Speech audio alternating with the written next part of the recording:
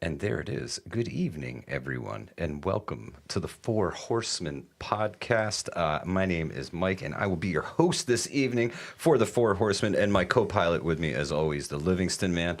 Livingston Man, do me a favor and roll that beautiful bean footage. All right, let's try this. Let's see if I can mess it up.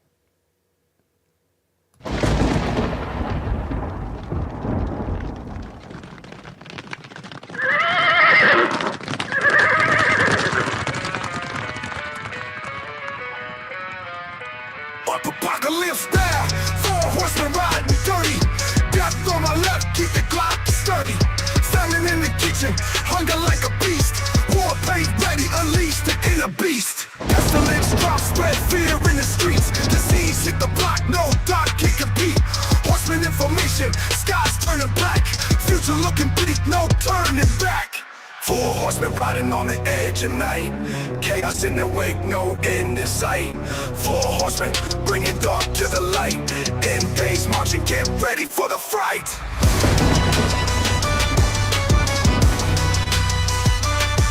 Four horsemen riding on the edge of night. Chaos in the wake, no end in sight.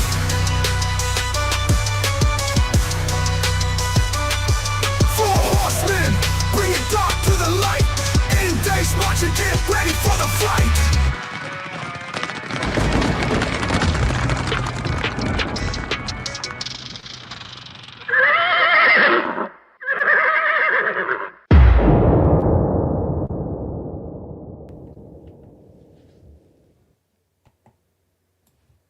And welcome back to the Four Horsemen podcast, ladies and gentlemen. And How about that intro, though?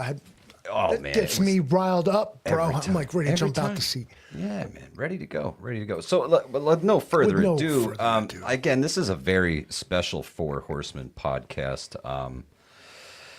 I was busy today, Livingston, man, like super busy, like running around like crazy, and finally I was like, oh man, it's almost time for the podcast. I didn't even think of any questions yet, so I'm like, man, what am I gonna do? And I was like, well, I know what I can do. I'm gonna phone a friend on this one. So I brought up a special guest for this Horseman podcast. Ladies and gentlemen, please welcome the Four Horsemen and our special guest, the Angry Prepper. Everybody, I figured there's nobody better to. Vision, where's to that get it applause going. shit you got? Man? Oh yeah, hit the applause. I not on here. It's broken. There's no applause for you. We tried. It's broken. But yeah, I couldn't come up with any questions myself this evening, and I was like, man, what am I gonna do? So the godfather of preparedness, everybody, the Angry Prepper. Thank you for joining us tonight. Really appreciate it, bro. Thanks so much, Angry. No, thank you for having me. Appreciate the invite as always.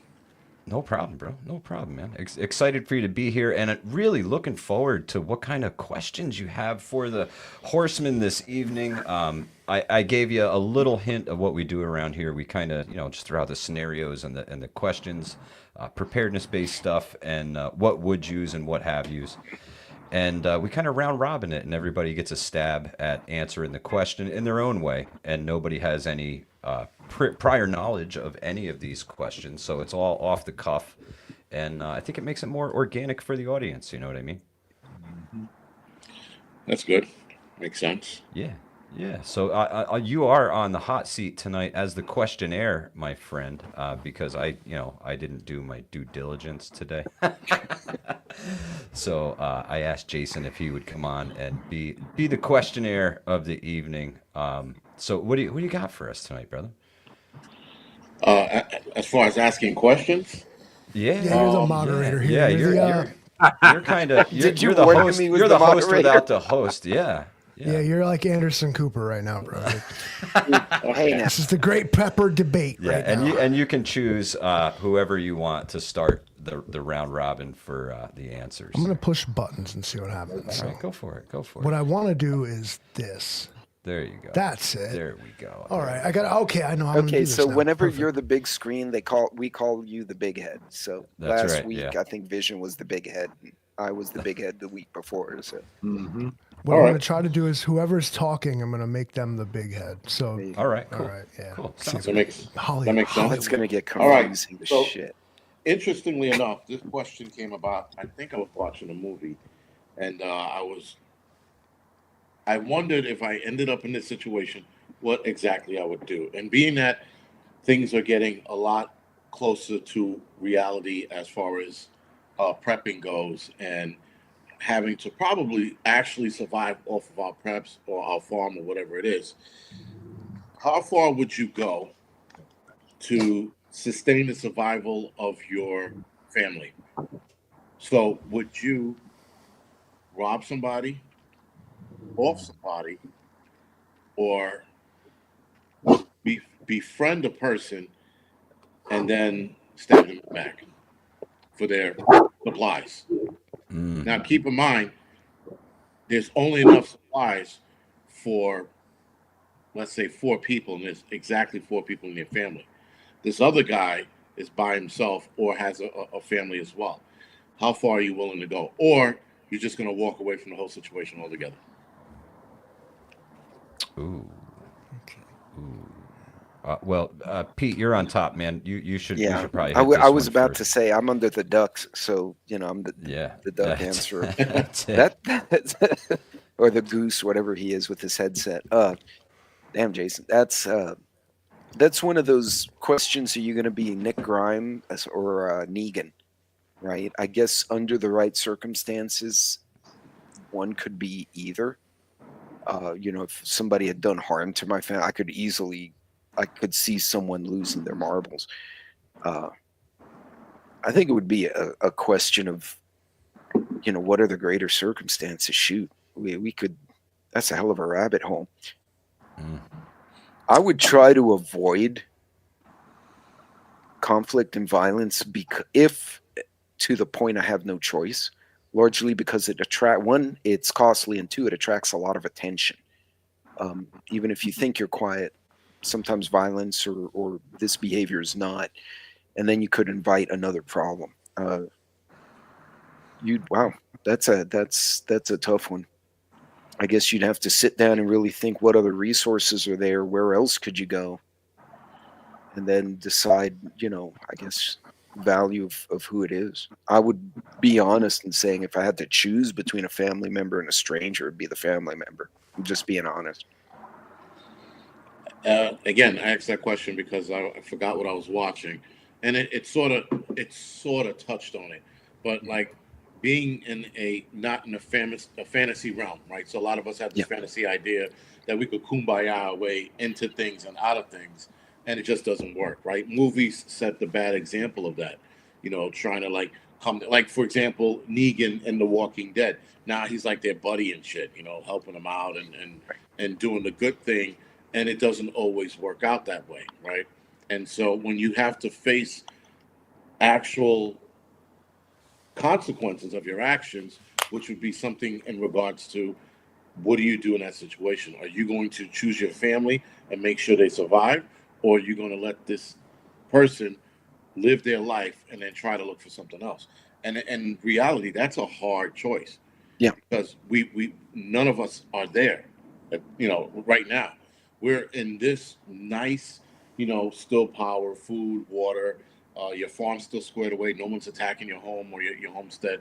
So that question doesn't enter a lot of people's mind. But because, not trying to bring it up, but because I've been in dark places for the last couple of months, this is one of the questions that popped in my head.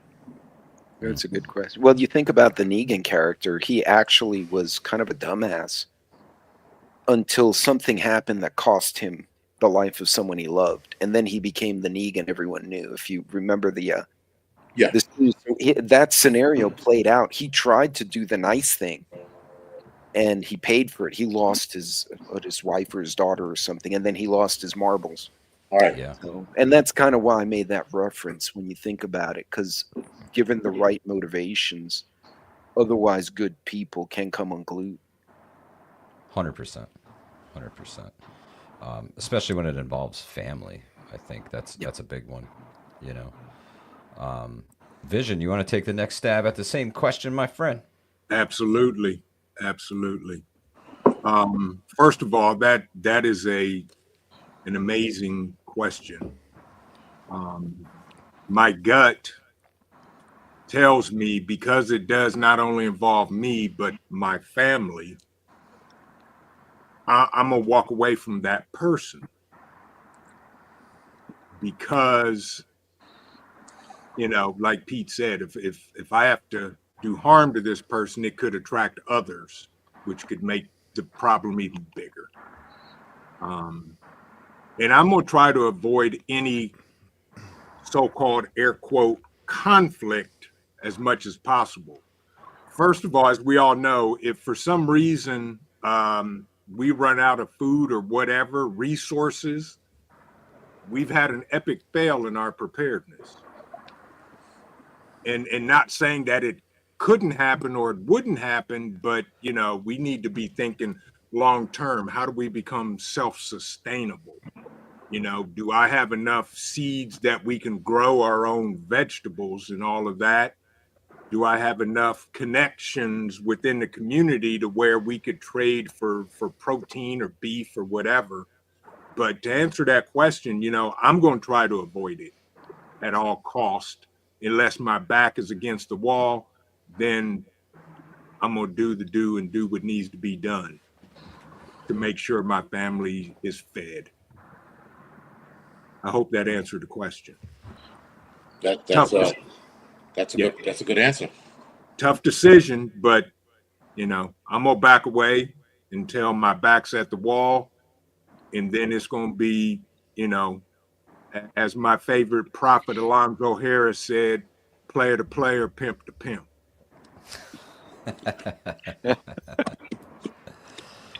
Right on. That has to be a T-shirt vision. You need to make one for the bug out weekend. Yeah. Pimp the pimp. Yep. That's right. That's right. I'll think about it. I don't know if it's copywritten. And I'm going to say that in a Teams meeting tomorrow, and I'm going to get called by HR. Livingston, man, you want to take a stab at the same question? I'll go last on this one. I do.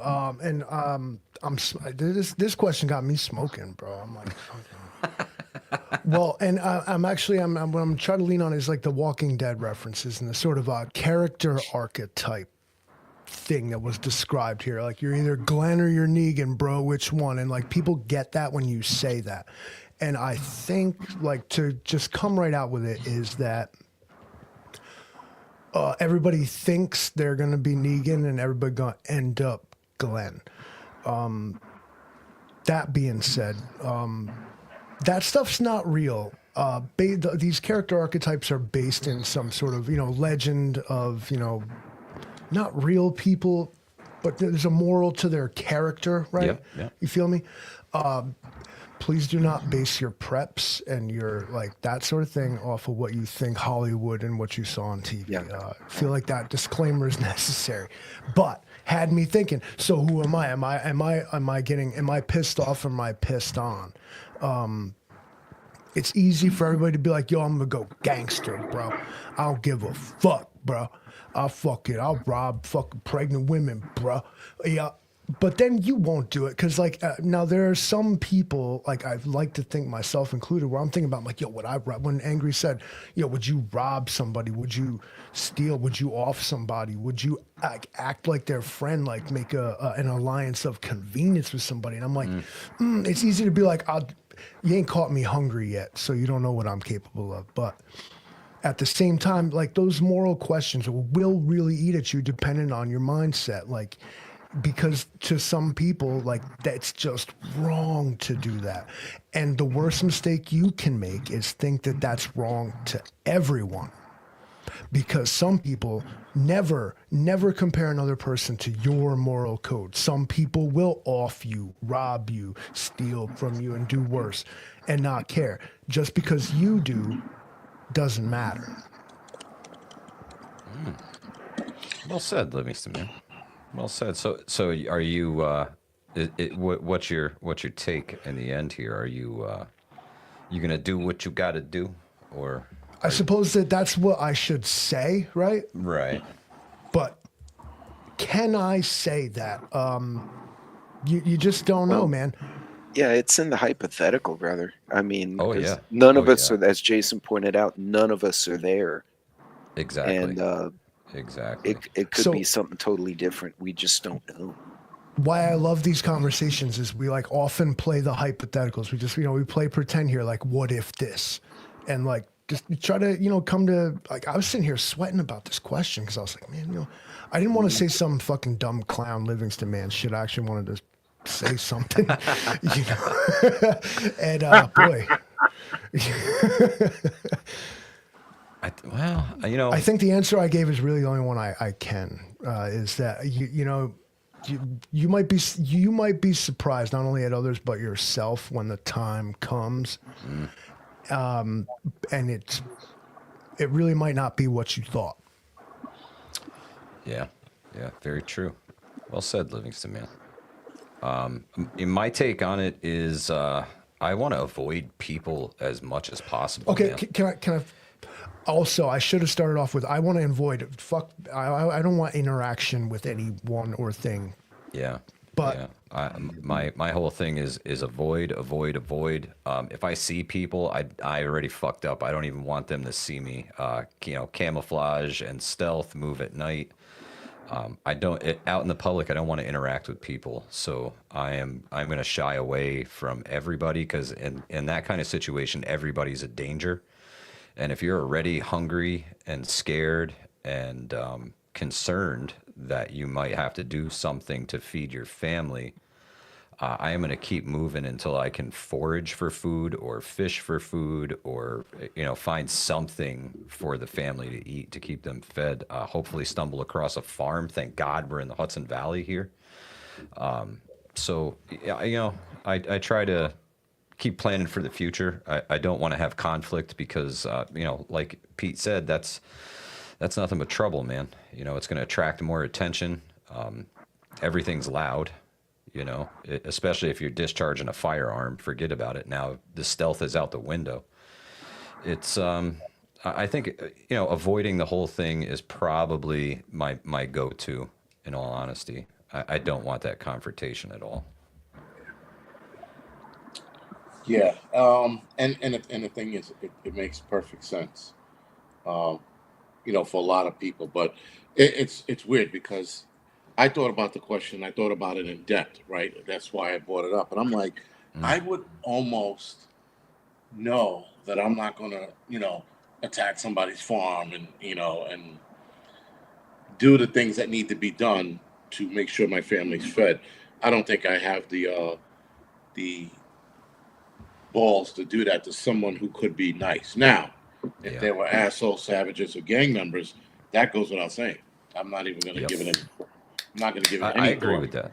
I right? agree with that. But if it's a family and they seem nice, and the guy, the husband is trying to do everything he can to make sure they're squared away, and the farm looks like it's running well because we've been watching it for a couple of days. Because the other thing is you're trying to watch people to see if they screw up and see if they work that attack, to see what their security is. I mean, if their security is like a group I know out in the Midwest, I probably wouldn't touch those waters, right? But if it was like a bunch of gang members, I would absolutely start picking them off one by one, before. And again, and that's like in my head. Would it work out that way? Probably not. None of the shit that we have planned in our head will ever play out the way it's going to play out in the real world, right? Especially Yep.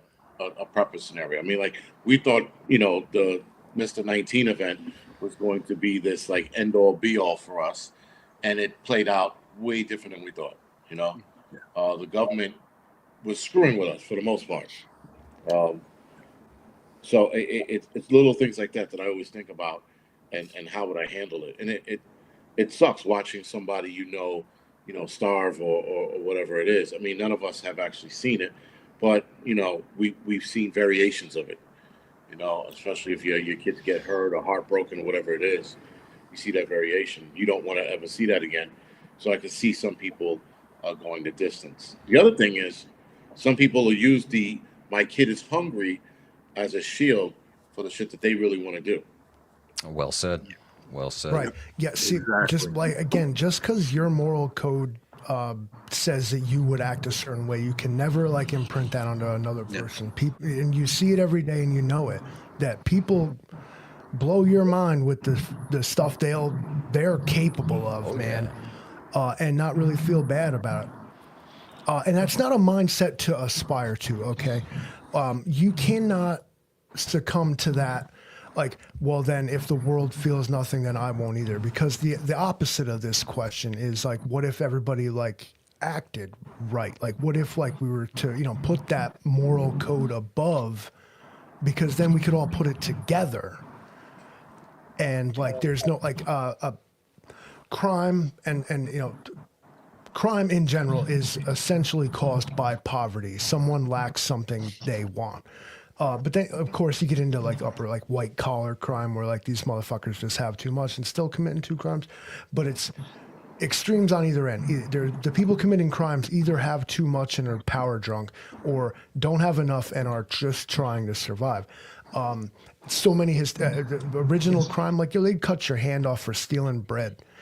How many Irish were deported to Australia because they stole bread to feed their children? Like things like this. Yeah. There needs to be a bit of idea of what crime is, maybe. A right or wrong legal code. And I think this kind of question is difficult because there's so many hypotheticals here. There's so many directions we could go in. I went through multiple hurricanes. Harvey was the last one. And to me, I'll always try to choose to collaborate because just from my experience as an engineer, the more people working a project or a task, typically the better it gets done because you have more horsepower, so to say, more people power behind it. But you could easily look at what happened in New Orleans, right? That was a hurricane versus Harvey, two very different environments, and New Orleans was a shit show. And they were shooting at the National Guard. This reservists were shooting at the gangbangers. It was a mess. Here when we were in Houston, very different. The community was much more aligned. People were checking on each other. We were walking around trying to see if anyone was having an issue. So I'm not laughing at you, B. I swear, I'm not laughing at you. Sorry. There was a comment. It doesn't matter which one, but it got me. It's okay. Sorry. If I'm not choking on a stink bug, I'm laughing at the comments, bro. It's just what happens. Like, oh man, I'm over here. I'm processing everyone's like responses here, and I'm over here just like, can we all just get along? Like for real. I think. I mean, isn't that just a pipe dream? I know. Some sort of code of ethics amongst people, and kind of bring. There's like honor amongst thieves, even, right? But not out here, not in this prepping game, boy. No. Them motherfuckers will come. No. Yeah. Come for you, man. And to be honest, nobody wants to have to deal with a SHTF large scale event. Nobody wants to have to do that or make those tough decisions. We know that. So, and I think I've been clear is that not only do you know what I think of you, like ridiculous figgy pudding demonstrators out here. We won't go until you get some. You're gonna get some, all right. Mm-hmm. Also, like that, I eat people. Yes, you do. Eating the Croatians. And I have the logistics to make sure that you're well fed. See what it like does to you? It's that carnivore diet, bro. Yeah. Good golly. Welcome to the stream, Angry Prepper. What say you? So, what else you got for us, Jay? You got any? Yeah, we went mad philosophical with that. Those are my kind of things, bro. Yeah. Well, spin a yarn. That was a what you call it, a good one. But this is probably gonna get a little darker. All right. I am death. This is the four horsemen. We don't bring the good word of the Lord here. We bring the bad words of the Lord here. Vision preparedness. We just is your bring. Sometimes we pestilence. just bring bad words. That's Yeah. right. The roaming prepper is war. Vision just literally killed like 17 subscribers when he did that. The Livingston Man represents the death card, and I am famine. So, the four horsemen, bro. Nothing good here, brother. No. So how do you deal with the death of a family member during a shit hits the fan scenario, right? Do you keep moving forward? Which obviously a lot of people are going to say, well, if you still have family members, alive, you have to keep marching forward, right? But I can tell you right now that shit is not as easy as it sounds. Yeah. So what do? Do you march forward? Do you collapse? Do you, how do you say, step out of the arena for a little bit, which you really can't during that situation? Or do you resign to your feelings and just clamor up, which, again, that's something you can't afford to do. But how would you handle it if you were in that situation? Ooh, that's a good one. That's a real good one. I'm going to go first here. Okay. All right. I've been in this situation. Okay. And actually, the loss of the family member was the SHTF. All was lost. What do we do now? Fuck. You do all the things you said. You march forward. You break down in private. You're delicate. You lose your temper. You're not quite all there, but if you don't soldier forward, what you end up doing is playing the fucking shoulda, woulda, coulda, and you start making shit up in your mind that ain't fucking real about what you think you could have done and like you should have seen it, and what that is fake, and you cannot, I promise you, let that get you. That is what proverbially gets you. You want to feel, and you feel every fucking emotion possible. There's guilt, there's anger, there's retribution. You want to play the blame game. Someone is at fault here. I did it, and I could have done this, and I am to blame here. It just isn't. It's the universe working, and unfortunately, we're not special, and shit happens, and it's terrible. But it will get you. And it's how you keep moving through it, because if you stop, you get stuck in that mud. It'll fucking drag you down, man. I promise. I'm shaking right now. I promise you, I'm speaking from experience on this. Like it will happen to you, and like terrible things will happen to you. But then, if you stop and you fucking get stuck, that's even worse. And it never. Some people say it never gets better.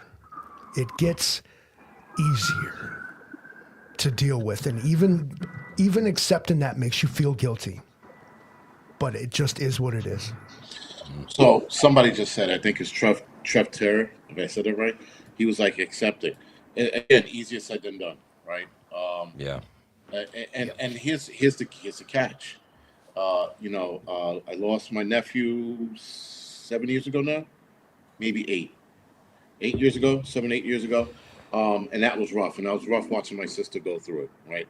Then my father passed away, and I was like, that sucked, and that was rough. But he was old. So I made that connection, like, all right, he's an old man, he had Alzheimer's.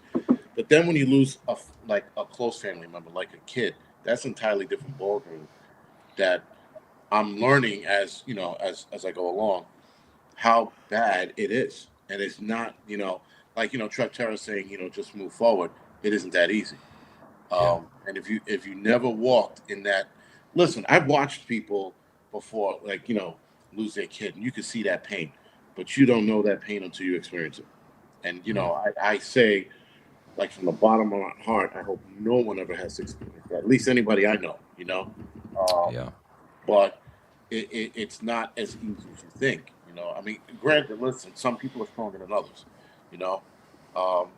The lady in Connecticut that lost 3 kids and her grandfather, Father, Yeah. excuse me, in a fire, right? So the boyfriend puts the coals and ash in a foyer area in the backyard, Yep. back of the house. Excuse me.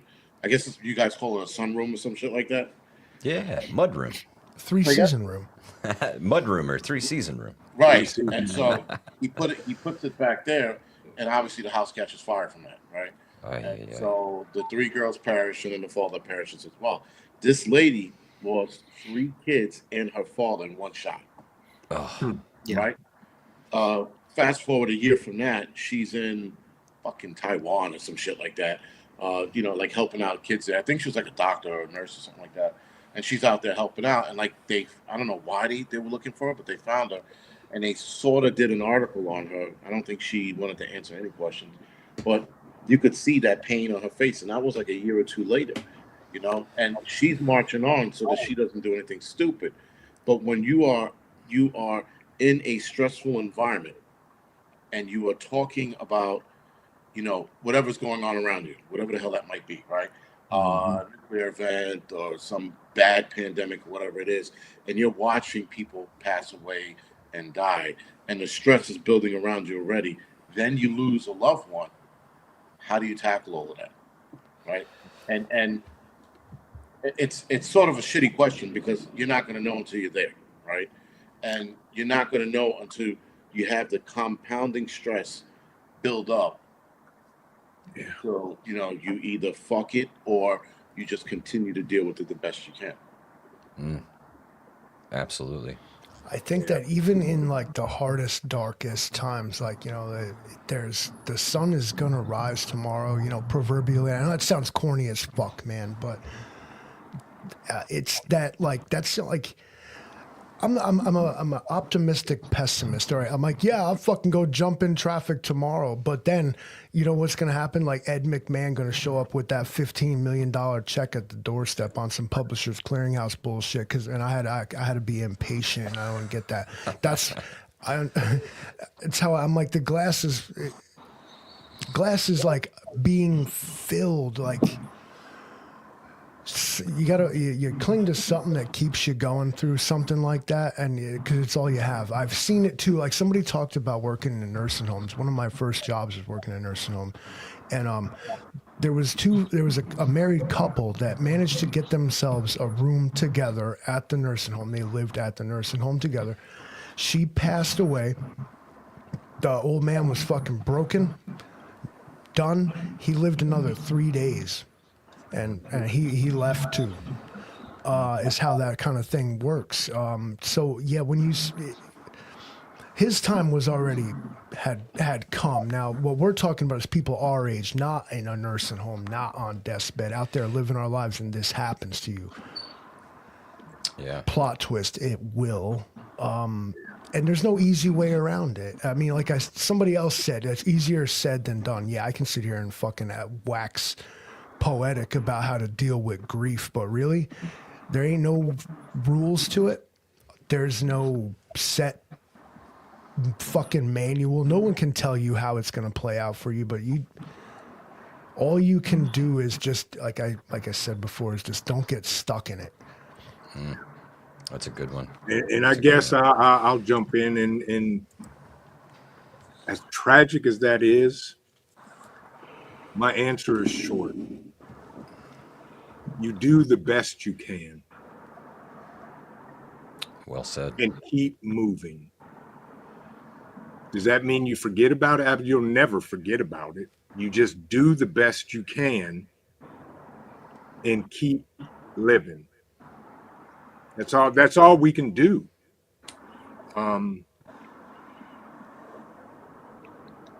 I'll leave it at that because I don't want to get deep and philosophical. Because He's choked it is up. what it He's is. choked up. We're all emotional in this motherfucker. Exactly. Because You want to take a Asking step? heavy questions, bro. I'm feeling it.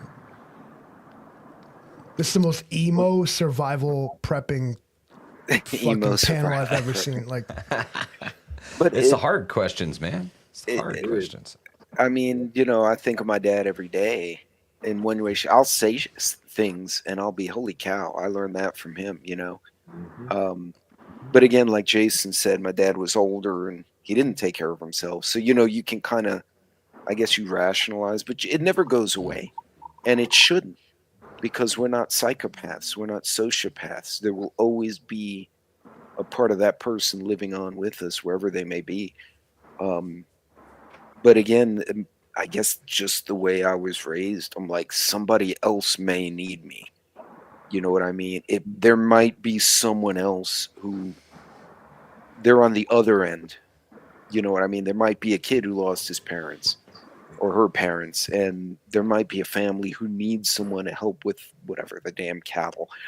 You can't predict this kind of stuff, but it doesn't go away. You just find you kind of find a way through it.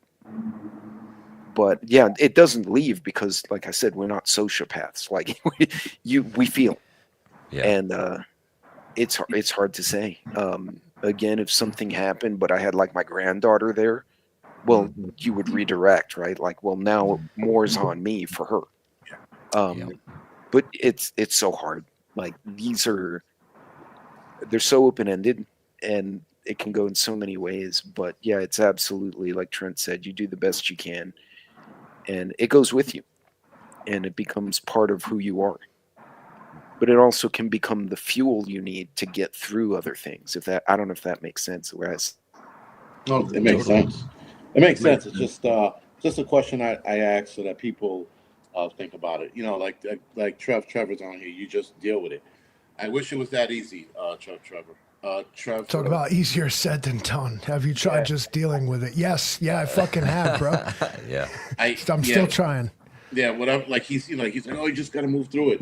I wish it was that easy, but you know, he doesn't know what he's talking about. So, you know, and yes, I'm gonna call him out on that. But let her rip, bro. Listen, we all think we know until we're in that situation. 100%. Exactly.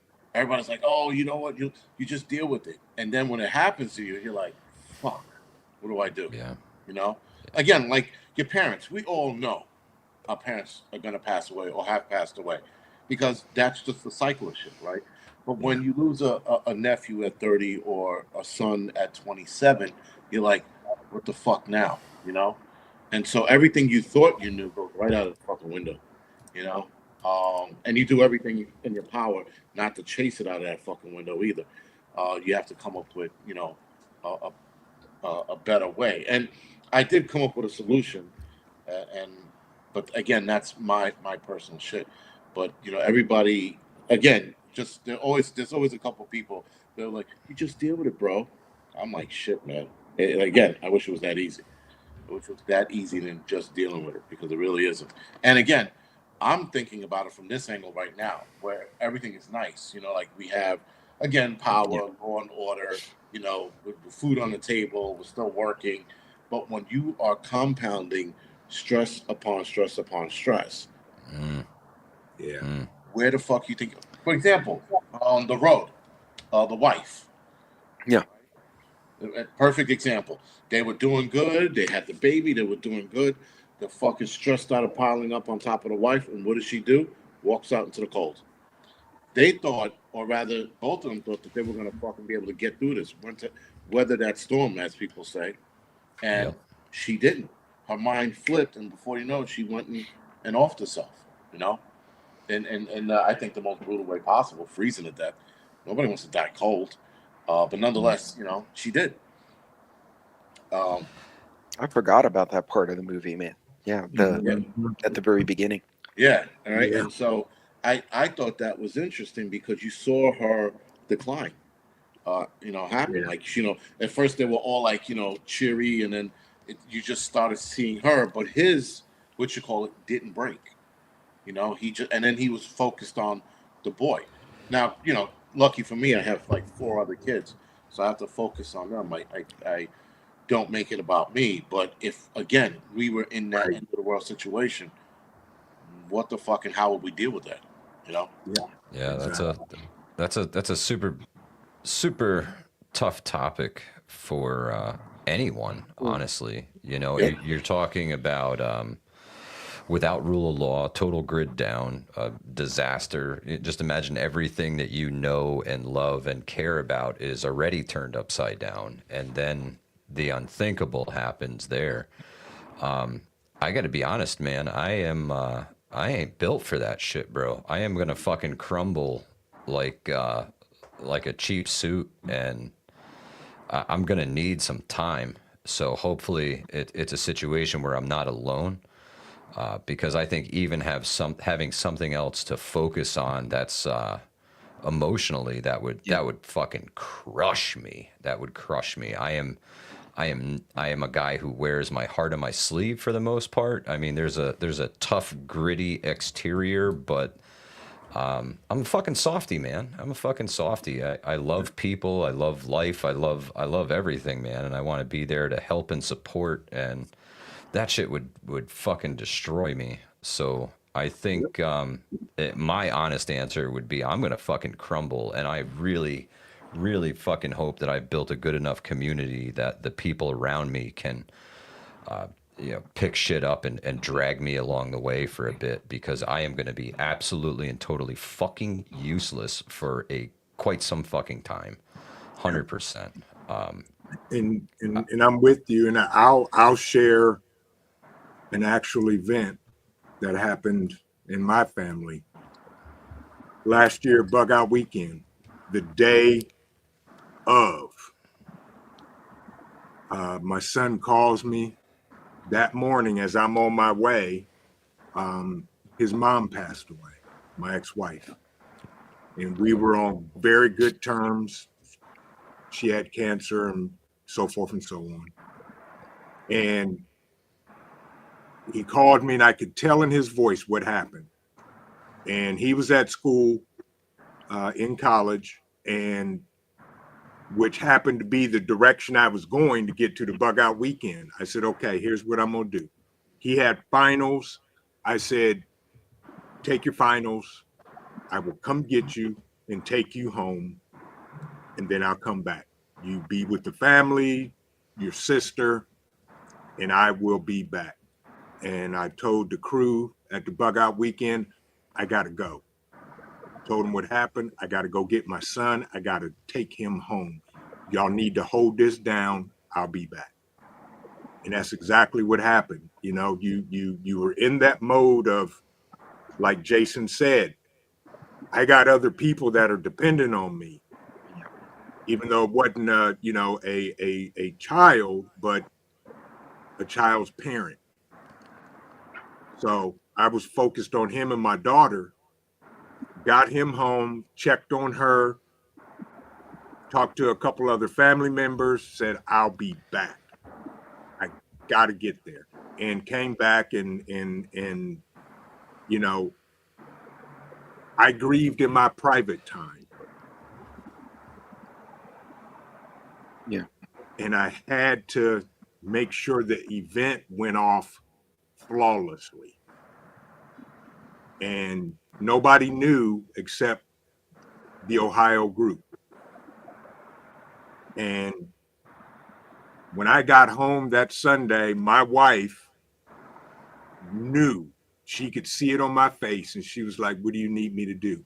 I said, nothing. I just need to sit down and decompress. And, she was a huge help to our son and our daughter. And, it sucks to have to go through that, and I don't wish that upon anybody. Amen. But we got to do the best we can in those types of situations, plain and simple. 100%. 100%. Well, to Hudson Valley's, what you call it, if you have people to drag you through the situation, that is the best optimal position to be in, right? I mean, Vision, you had people run the camp out for you, right? And then Hudson Valley stating that, he would crumble, but hopefully people would carry him through. And that's the and that's the key, but community. Yeah. Right. Some people don't have that. Or let me be fair. Some people don't want to drag other people through it. That's the other side of that coin, right? That's a real thing. That is real. Yep. I It must is. be corny. Like nobody's got time for this. No, I'm not trying to impose myself, be a burden on people. That's real. So you keep it in. You don't tell nobody. You don't bother You people know- with your shit. Yeah. What happens when you swallow too much is you end up puking it out exactly when like you probably shouldn't. Yeah. Yeah. Proverbially. Real talk. But Livingston. to Mike's point and to yours, I also see, at least knowing what I know of all the fellows in this panel right now, I see you guys, especially if you have that little community, you have that group where Mike could be absolutely devastated, and I'm like, bro, I need help with these kids. The tent is collapsed, and I need another person. I see Mike being the guy who's going to get up, as brokenhearted as he is, to hold the damn tent poles while we tie Oh, it yeah. off. Because, Exactly. and I think if we take anything out of that community, that family, a lot of these other things, not that they don't hurt, they always hurt, or they always are traumatic, but that's how you get through. It's that greater sense. And like the bug out weekend with Trent, Yeah. that was your community at that moment. Yep. And they were like, we got this. Yep. And Exactly. yeah, it's these are tough questions, guys. I mean, very tough. Yeah. Thank you, Jason. Appreciate it. Yeah, brother. this dude, you gonna have me up all night long thinking about Got this. people tearing up on the live stream over here. Used to be. Hey, the four horsemen, man. RNN is in the building, baby. Yeah, we have feelings too, man. Okay. Even though he threatens to eat the Croatians on that last video. We need to explain that to Jason. He's wondering, what the hell are they talking about? Well, yeah. So more or less, so what? Apparently, like all these Croatians show up in Ohio, and then like Vision rounds them up, sends them to me, and like, well, they get has dinner. recomposted.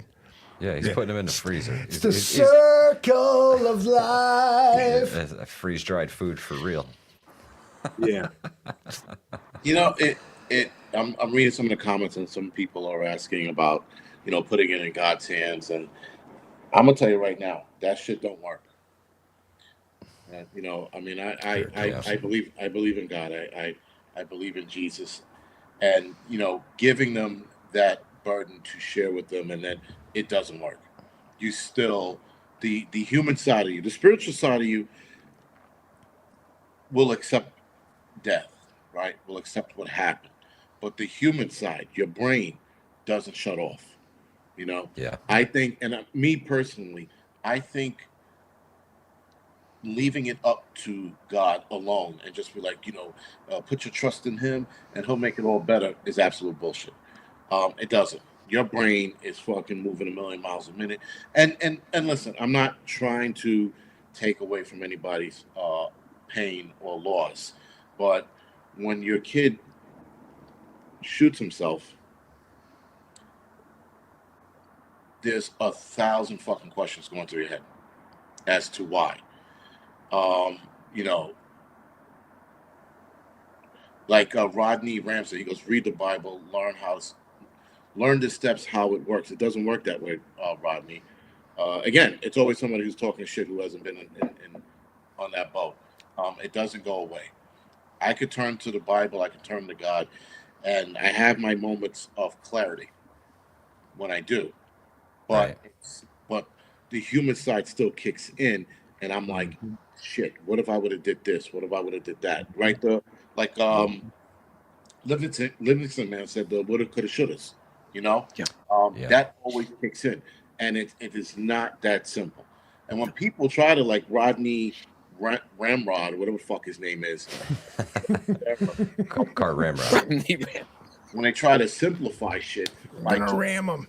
turn to God, you're trying to simplify pain and rationale, and you can't. Yeah. Right. And that annoys me more than anything in the world. When people like, just turn to God, and then what? It's all gonna go away. My pain's gonna disappear. It don't fuck. Yeah, way. Yeah, it's kind of same like, why don't I just shoot heroin? It's like same thing. Yeah, right. I might as well fucking get drunk. And like, guys are talking about drinking the other day. We had like an outing, and I'm like, yeah, I'm not gonna drink now. I said at this point, drinking would be fucking stupid, and doing anything of that nature, right?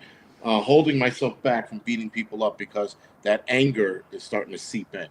Now there is something to say, but maybe, looking to God has doused the anger a little bit, but not a lot. I still want to punch people in the face just because they breathe wrong. And that's the anger I don't want. And maybe that part of looking to God is helping out in that aspect, but it does not help out with all of the aspects. It just doesn't. Yeah. Yeah. I don't think there's a one size fits all answer for this stuff, and people try to, make the Bible and being spiritual that answer.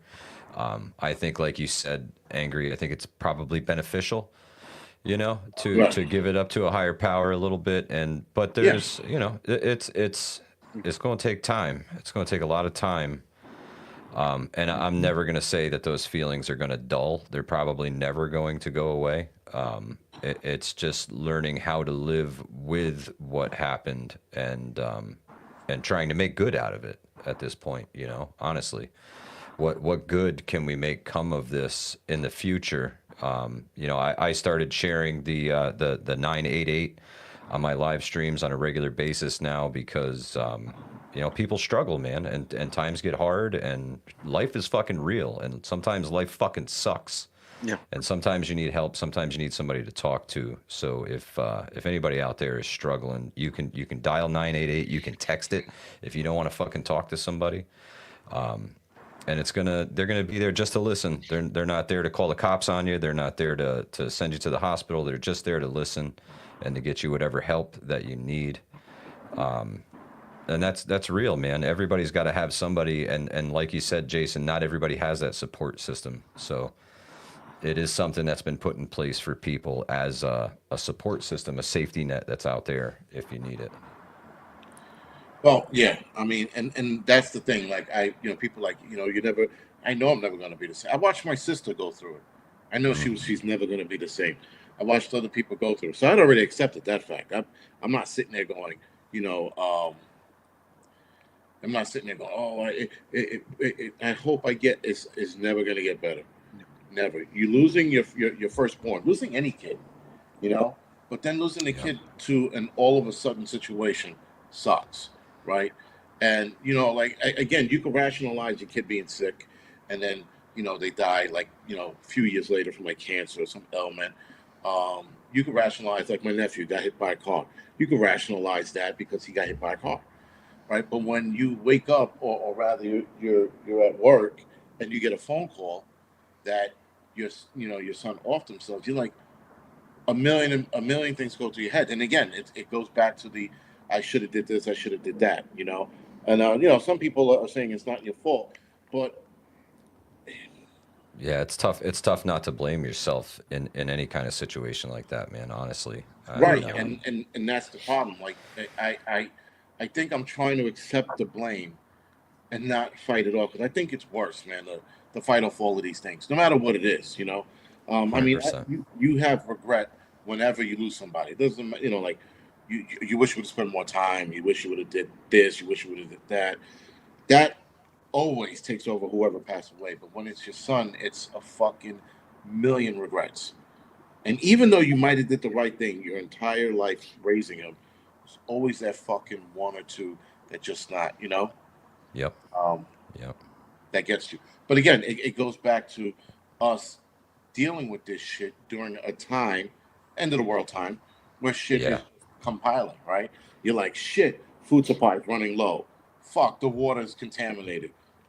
Fuck, man, the shit getting real outside. People acting like savages. And then you have something personal happen along with all of that, Yeah. How do you deal with all of that shit? And that unfortunately, we won't know until we actually experience it. And I hope no one ever experiences that shit, like ever. 100%.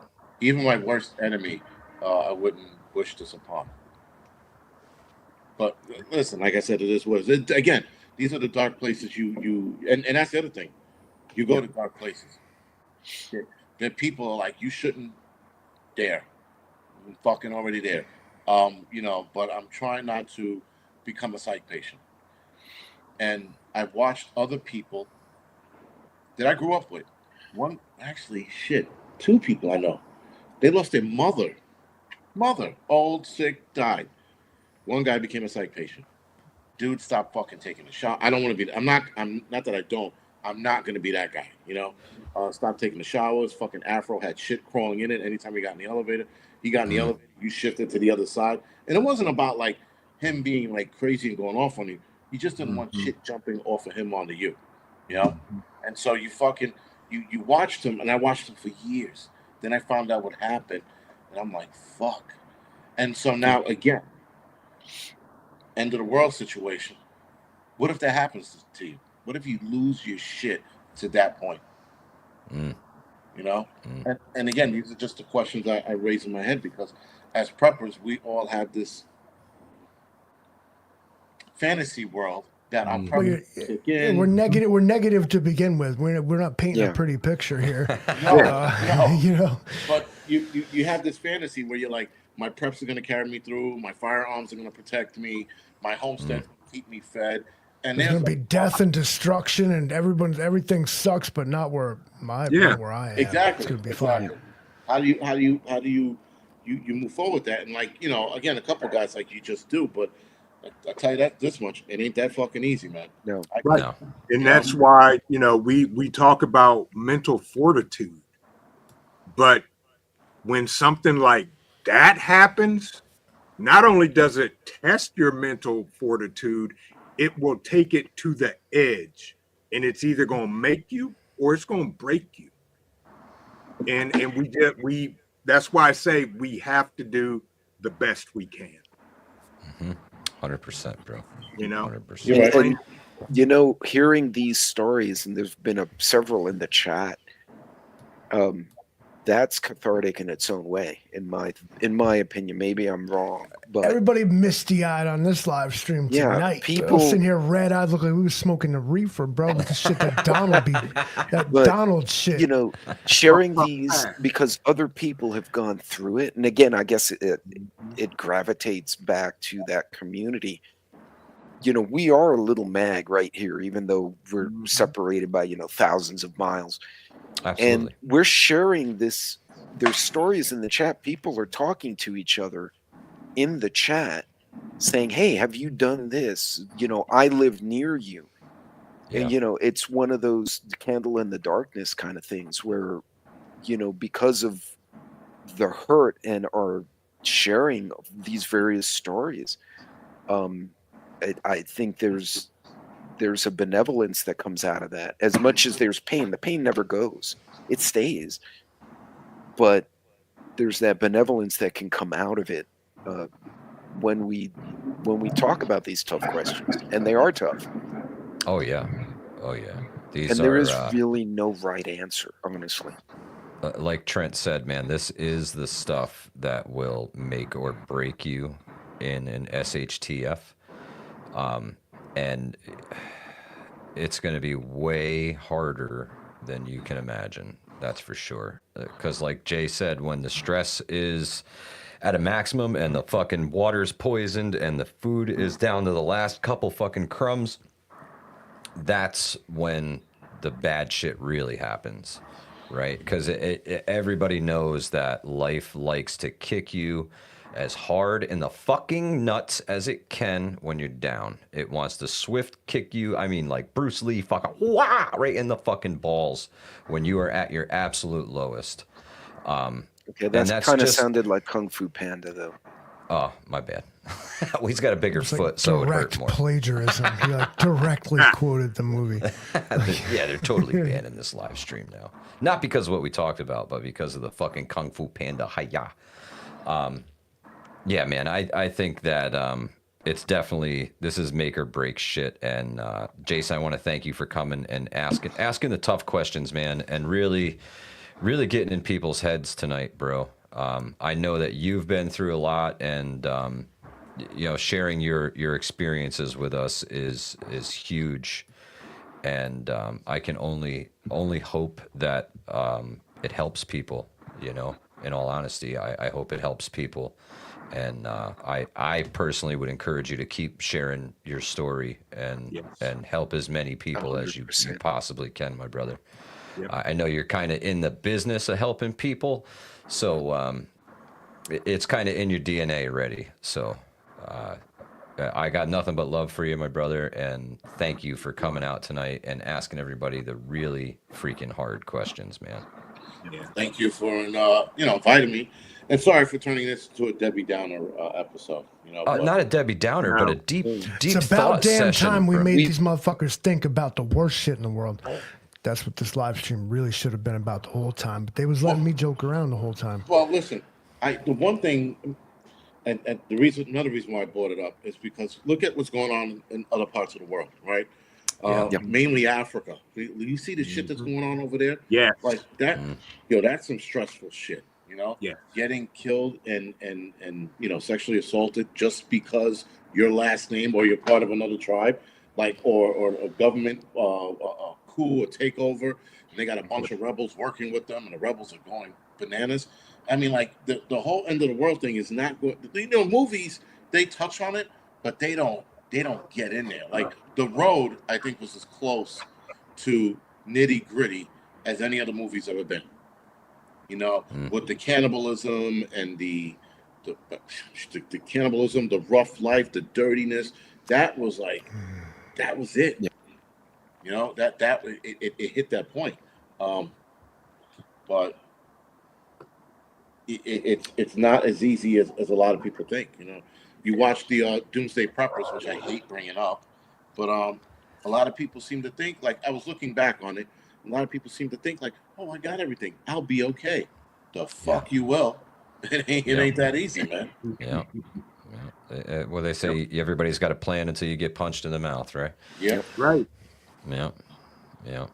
But Jason, I don't want to keep you too much longer. I know you got a live stream here in just a couple minutes, man. Yeah. Don't you let the man get to what he's got to get to. That's right. Mike. I want to thank everybody for joining us tonight. I really appreciate everybody being here. I want to thank the roaming prepper, Pete. Thank you so much for being here tonight. Vision Preparedness, thank you so much. The Livingston man, thank you so much for putting all this together and doing all the ditty here and pulling the strings. And of course, Whoa. Time out. Flag on the play, personal foul. What do you mean the ditty? Come on now. Well, doing the ditty, making the thing happen here, making the thing happen. Ditty. Nice. Doing the ditty here. Human trafficking, Trump. Human trafficking. But Jason, would you give us the last word tonight to everybody out there in YouTube land? And we're gonna hit that intro, and then we're gonna get the fuck up out of here. Well, listen, all I can say is that whatever happens next, people got to hang in there, and try their best. But it's gonna get fucking really bad. If what I think is gonna happen happens, it's gonna take off, and it's gonna get bad. But it's not gonna get bad fast. It's gonna get bad for like a long duration. It's gonna drive some people mad. So all you can do is stay focused, keep ready, and be realistic with where you are in your preps. Amen. Thank you so much, Angry. Really appreciate it, brother. Thank you so much for being on with us tonight. Thanks, you. everybody. Y'all stay safe out there. 4 Horsemen out of here.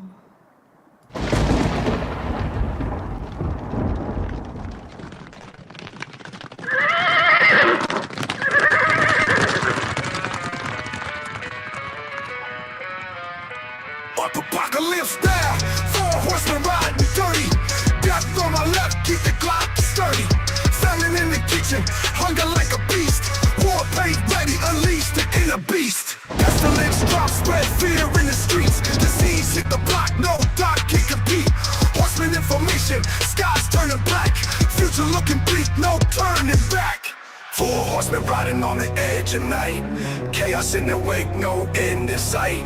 4 horsemen bringing dark to the light. End days marching, get ready for the fright. 4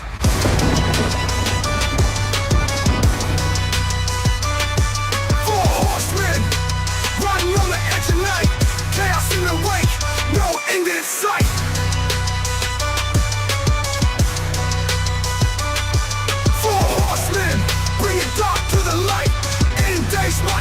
ready